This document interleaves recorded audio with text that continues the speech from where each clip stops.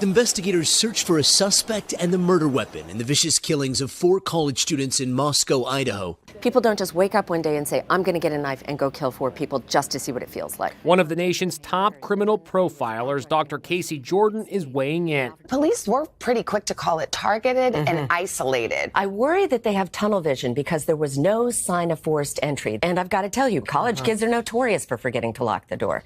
So just because there was no sign of forced entry doesn't mean that it was someone who knew them. It's probably a suspect in between, somebody who knows of them, maybe was stalking one of the girls, interested in their activity in that house. But we have seen killers who simply try a doorknob, find it unlocked, and believe that this is a sign that they should go in and kill everyone in the house. So there is the possibility of an outlier, a complete stranger. Either way, it seems that this attacker is most likely someone in that community who had been fantasizing about something like this for a very long time. We have 4 victims killed in their beds with what the police now say was probably a large Rambo-style hunting knife.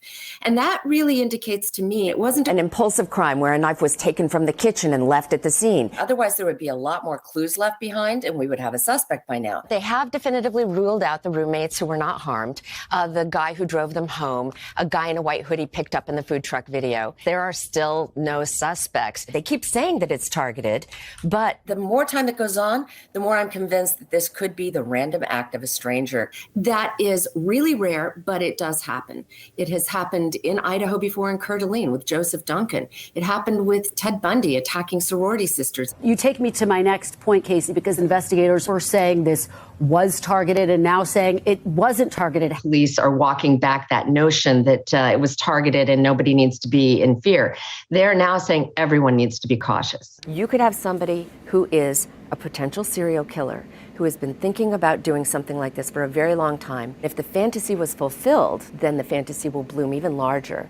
And very often you're going to find a perpetrator who feels compelled to do it again. The style of knife, again, reflects fantasy. There's a sexual nature to it. In criminology, we often talk about piquerism, the use of an assailant who is stabbing with a knife, if you will, as a substitute for sexual activity, sometimes because of their lack of ability to perform. When looking at other cases like this, Ted Bundy, Danny Rawling, BTK, we can be pretty confident that he fantasizes to the point of obsession. The idea of bloodletting, this is probably somebody who loves slasher films, violent pornography. Who is obsessed with knives. This is the kind of person they are looking for, somebody who may have tortured animals in the past. This killer was extremely organized, given that he brought his Rambo-style knife and took it home with him. So he is thoughtful enough to take precautionary measures. And if that's the case, then it's entirely possible that the killer wore a hat, wore gloves to minimize any trace of DNA. It could be very difficult to solve,